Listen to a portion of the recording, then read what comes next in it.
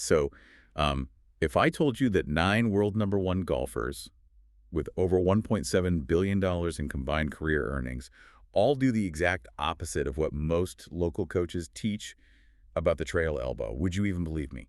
I mean, it sounds completely backward to anyone who has ever taken a traditional golf lesson, right? Exactly. But today, we are looking at this absolutely towering stack of 3D motion capture data, along with clinical biomechanics studies and some really fascinating historical kinematic research. Yeah, we are officially stripping away all the visual guesswork today. We're looking straight under the hood of elite ball striking. Welcome to part 5 of our 10-part deep dive into the source material, exploring the science of golf biomechanics, kinematics, and ground reaction forces. I'm so glad you're here with us. And, this specific portion of the research is just critical because relying on what your naked eye sees is fundamentally flawed when we're dealing with human movement at these extreme speeds. Oh, absolutely.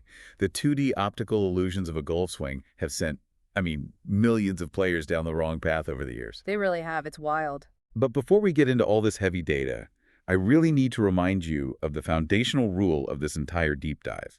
It is a strict kinetic chain reaction. Right, the non-negotiable rule. Exactly. The body controls the motion, that motion influences the club delivery, and then the club influences the ball flight. Yeah, so if you really want to understand elite performance, you have to let go of this idea of a cookie-cutter swing. Yes, thank you. For decades, the industry basically told you to just chase the aesthetic of Ben Hogan or, Tiger Woods. Right, just copy what they look like on TV.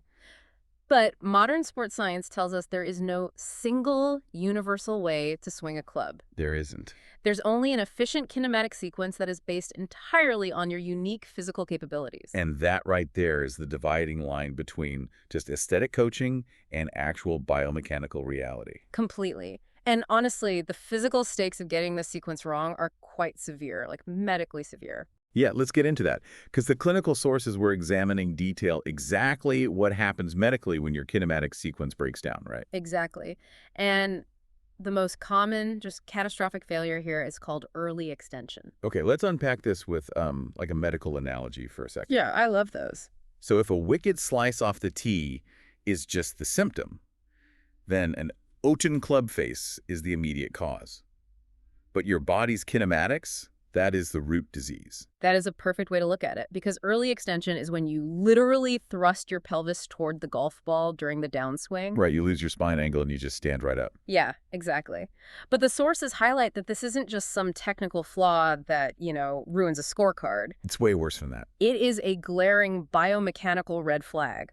When you thrust your pelvis forward instead of actually rotating efficiently, your lower spine is forced into this highly compromised, compressed state.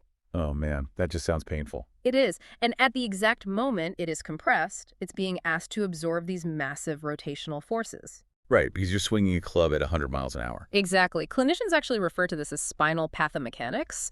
And over time, the sheer loads placed on the facet joints and the spinal discs, well, they become the primary culprit behind chronic lower right back pain in amateur players. Wow. So it is quite literally a mechanism of injury. It's not just bad golf. Right. It's joint destruction over time. And because the body controls the club and the pelvis dictates what the spine does, we really have to trace this all the way back down to where the body actually meets the ground. We do. We have to start from the ground up.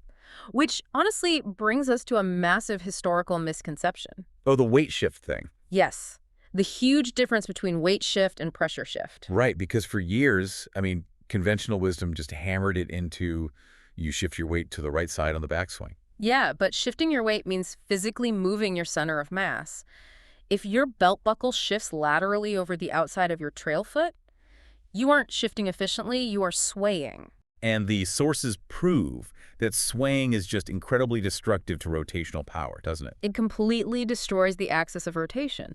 Elite players, they do not shift their mass laterally, they shift their pressure. Right, so let's define that for everyone listening. So pressure shifts involve invisible, dynamic ground reaction forces pushing downward into the ground. It's all about applying force against the turf to create resistance. Okay, rather than just kind of sliding across the turf like you're on ice. Exactly. And here's where it gets incredibly precise. Let's look at the exact sequence of this invisible pressure shift from the data. Yeah, give us the numbers because this blew my mind. So at address, the data shows you actually want about 2% more pressure on your lead foot. Just 2%. Yeah, just a tiny bit. You need that slight imbalance just to have a solid post to push off from to start the swing. Okay, makes sense. Then, as you move into the backswing, specifically right around the 0.75 second mark, a massive 72% of your pressure moves to the trail foot. Wow, 72%. Yeah. But notice the direction of that force, right?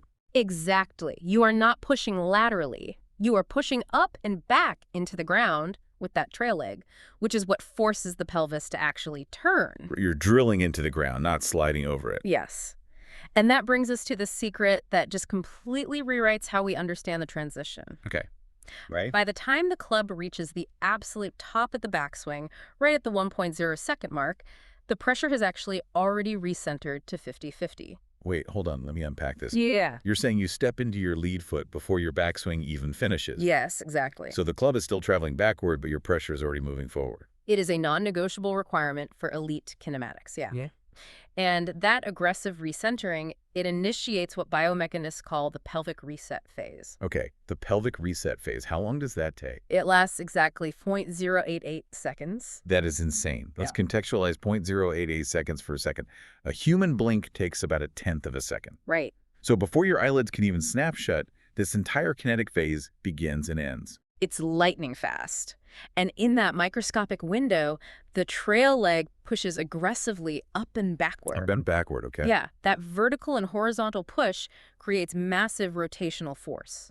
It's what allows your torso and pelvis to recenter over the golf ball without sliding laterally. I like to think of it like pulling the handbrake on a speeding car while you're turning the steering wheel. Oh, that's a great visual. Right. That sharp backward push into the ground violently anchors the leg, which allows the hip to whip around it in this tight little circle. It stops lateral sway dead in its tracks. Exactly. It clears the space. And once that lower body fires and clears that space in that tiny 0.088 second window, well, the arms have absolutely no choice but to follow. They just get pulled along for the ride. Which brings us to, honestly, the single most hotly debated, fiercely conflicting topic in all of our source material today. Oh, yeah. The trail elbow. The trail elbow. The biomechanical function of this joint is just polarizing, to put it mildly. We are dealing with some heavily entrenched coaching camps here. We really are. And we're going to lay out 3 completely different perspectives from the research right now. And we are strictly looking at the data and the coaching philosophies here without taking a side. Right, completely impartial. Because you really need to understand how multifaceted this single joint action is. So let's start with perspective 1. So perspective 1 relies exclusively on that 3D motion capture data we mentioned earlier. This is the database of the 9 world #1 golfers. The guys with the $1.7 billion in earnings. Exactly. When the optical cameras strip away all the 2D visual illusions, like the camera angles, the baggy clothing, all of that, the raw 3D markers tell a very definitive story. What do they say? The data shows that the trail elbow never gets in front of the pelvis or the navel during the downswing. So just to be totally clear, the 3D data suggests the elbow stays behind the hip line the entire time? Entirely behind it. The markers show the elbow actually moves further outside and deeper behind the right hip as the downswing progresses. Wow. Yeah, according to this specific data set, actively forcing the trail elbow in front of your body is just a myth. It's born from bad camera angles, and chasing that movement pattern actively ruins the kinetic sequence. Okay, so that's the hard data side. Right. But then we have perspective 2, which comes directly from the visual and practical drill side of the coaching world. Right, the guy's actually on the lesson team. Exactly. There is a deeply respected coaching philosophy that actively teaches getting that trail elbow in front of the body. They absolutely do. They use these intense visual drills, like they'll place a physical alignment stick in the ground and have the player practice driving their elbow in front of it during the downswing. Right, and the goal of that specific methodology is purely about impact dynamics.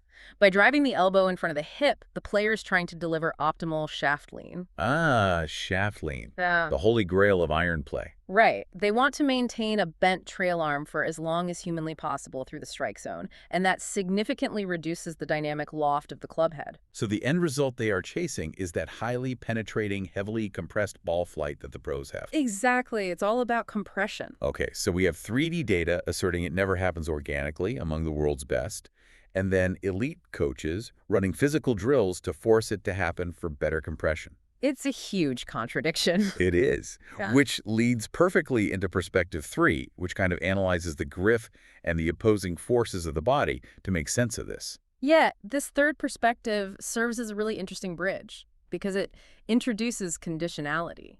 What do you mean by conditionality? Well, the sources arguing this viewpoint state that getting the trail arm in front of the chest, IS, mechanically possible, but only if the golfer's grip is fundamentally altered. Oh, interesting. Yeah, anatomy basically dictates that if you bring a standard externally rotated right arm in front of your body at impact, the club face is going to be left wide open. Right, and if the face is wide open, you are hitting the ball a mile offline to the right. It's a massive blocker slice. Exactly. So how does this third perspective explain the compensation required to make that elbow in front model actually work? Yeah, how do they fix the open face? It requires aggressively altering the ground reaction forces. To square the club face with the elbow tucked in front, the player must push their lead leg aggressively away from the target down through the strike. Wow, so pushing backwards against the target line. Yes, that massive opposing force stalls the forward momentum just enough to allow the trail shoulder to catch up, and that violently squares the face while the elbow tracks in front. So it's a highly, highly timing-dependent maneuver. Incredibly timing dependent, yeah. So we have 3 entirely different viewpoints on the exact same anatomical lever. Yep. But, regardless of whether a player's elbow lowers outside the hip or it drives in front of the navel, the ultimate goal of all 3 camps is exactly the same. And that is shallowing the club in transition. Exactly. So how do we explain the mechanics of true shallowing? Well, to understand the actual mechanism of shallowing, the sources point us toward a pretty fascinating piece of historical validation. Oh, the 1971 study. Yes, the Eric study. Back in 1971, researchers hooked up 10 low-handicap golfers to early electrogoniometry equipment. Wait, electrogoniometry, that is the use of, physical sensors and wires strapped directly to the joints to measure exact angles during movement, right? Like way before wireless 3D tracking even existed? That is exactly the technology. Lots of wires. Hmm. And even in 1971, the raw data proved conclusively that there is no such thing as a single model swing. None at all. None. The variability among these elite players was just massive. To give you a specific example, the angle of the left arm at the top of the backswing, it averaged 137.6 degrees. Okay, 137 degrees. But the individual players, they ranged everywhere from 89.7 degrees all the way to 190.6 degrees. Wow. That is a staggering spread for players all hitting the ball at an elite level. Right. It proves that exact static positions are highly individual. But they must have had something in common. They did. While their static positions varied wildly, they all shared common kinematic sequences. The movement patterns. Exactly. The electrogoniometry data showed they averaged 11 inches of lateral hip slide combined with 44 degrees of horizontal turning. Okay, so the hips are moving and turning together. Yes. And crucially, every single one of them exhibited a late delay hit where both wrists sharply adducted just before contact. Okay, let me just jump in here to clarify the jargon for you listening. When we talk about wrists being adducted just before contact, we mean unhinging the wrists downward. Correct? Yeah. Like pointing your thumbs directly toward the ground as the club head releases. Yes, that is the mechanical action. It's also known as ulnar deviation. It is the final release of all that stored energy. Got it. So if the top of swing positions are so completely different, what actually shallows the club in that transition to allow for that downward wrist release? Well, this is perhaps the biggest light bulb moment in the biomechanics data. True shallowing does not happen during the transition. Wait, it doesn't? No, it starts before the transition even begins. Okay, explain that. You have to complete the backswing pivot, which means achieving full rotation, extension, and side bend simultaneously. Completing that pivot creates deep physical space behind the player. Oh, I see. Here's where it gets really interesting. Think of it this way.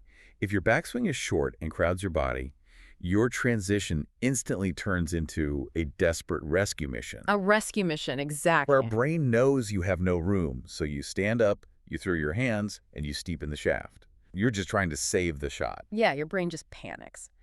But if you have proper depth from a complete pivot, the transition is just a gentle refinement. Gravity and rotation basically do the work for you. Because depth creates time, and time eliminates the need for wild compensations. Precisely. And the sources also highlight some highly underrated mechanical movements that act as true shallowers. Like what? For instance, lead forearm pronation. Okay, which physically feels like turning your left thumb down toward the ground during the downswing. Right.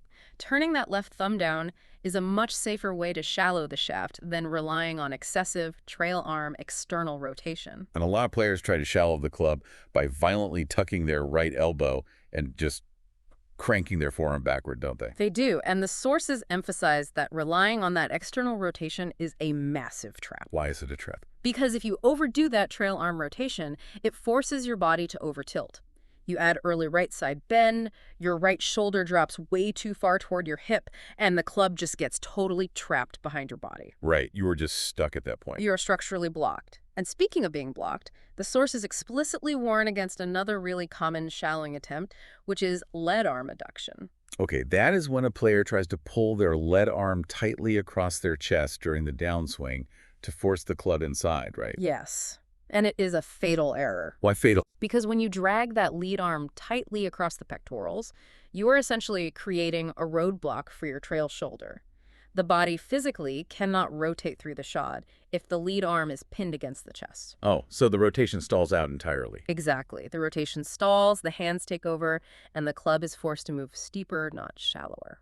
Okay, let's ground this. We have covered incredibly high-tech concepts today.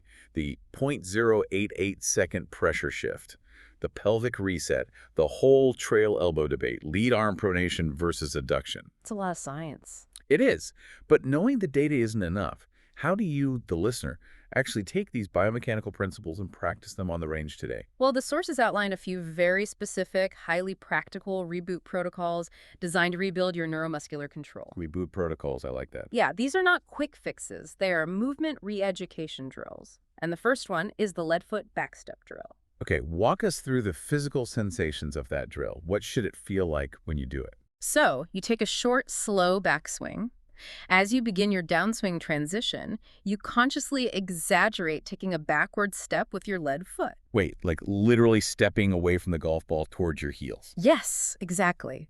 It feels incredibly strange at first. It's almost like you are trying to run backward while swinging forward. That sounds crazy, but the underlying mechanism goes right back to the ground reaction forces we discussed earlier, doesn't it? It does. By stepping backward, you are physically forcing that lead leg to straighten and push back into the turf. You are forcing the pelvis to open and rotate. Oh, I see. It makes sliding laterally or thrusting toward the ball virtually impossible. Exactly. It artificially manufactures that pelvic reset we talked about. Brilliant. What's the next drill? The second protocol is the TheraBand early extension drill. This targets the medical stakes we talked about earlier with the spine. Right, the lower back pain. Yeah. Yeah. So you take a heavy resistance band, loop it around your waist, and anchor it to something heavy right behind you. As you swing, the band is constantly pulling your pelvis backward. Okay, so your brain has to actively fire the glute muscles to stabilize the pelvis. Yeah. You're basically training the body to sit back into the rotation rather than allowing the hips to lazily thrust forward into the ball. That's it, exactly. It builds the neuromuscular habit of maintaining depth. Love that. Is there one more? Yes, and finally, the clinical sources place a massive emphasis on trail hip internal rotation. This is purely physical therapy applied to the golf swing. Because if you don't have the anatomical mobility, none of these drills even matter. Anatomy dictates destiny in the golf swing. It really does. So how do you improve it? You improve this specific mobility using resistance band stretches and physical therapy movements like clamshells. Clamshells.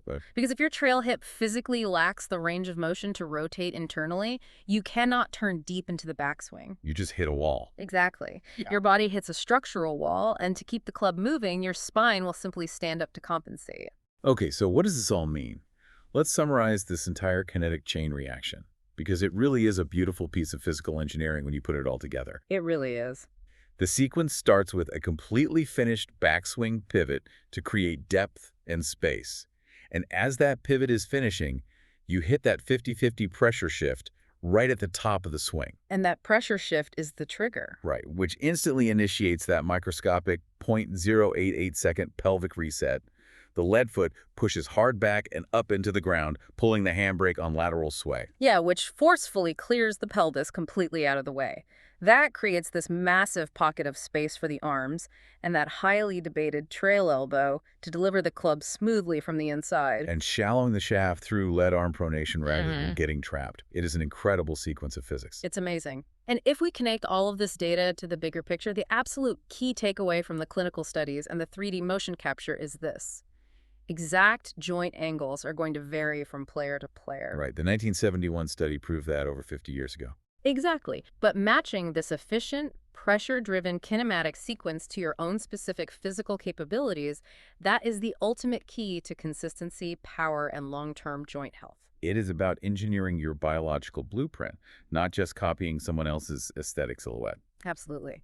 But, before we close this analysis, the source material actually leaves us with a highly provocative, lingering question. Oh, what is it? Well, consider everything we just unpacked. Elite athletic movement relies on this invisible 0.088-second pressure shift window. The exact position of the trail elbow is fiercely debated by the best coaches in the world because what a player feels in their body rarely matches the cold, hard 3D optical data. Right. Feel isn't real, as they say. Exactly. So, how much of athletic movement is just a complete neurological illusion? Are we actually coaching physical reality, or are we just hacking the brain's perception of feel? Wow. That is a fascinating thought to leave on. I mean, maybe the reality of elite biomechanics is entirely built on just tricking the brain into doing what the body naturally wants to resist. Something to really think about the next time you're on the range. Definitely. If you found today's episode valuable, please subscribe to our channel. Every subscription helps us continue producing high-quality educational content for golfers and coaches worldwide. If you have a question, topic idea, or golf challenge you would like us to research, test, and explain, please leave a comment, contact us on LinkedIn, or send us an email. Don't forget to explore the eCoach 360-degree golf intelligence platform and experience our 48-hour free trial. You can also join our 30-day Golf Biomechanics, Kinematics, Ground Reaction Forces, and Club Kinematics certification program to deepen your understanding of golf performance.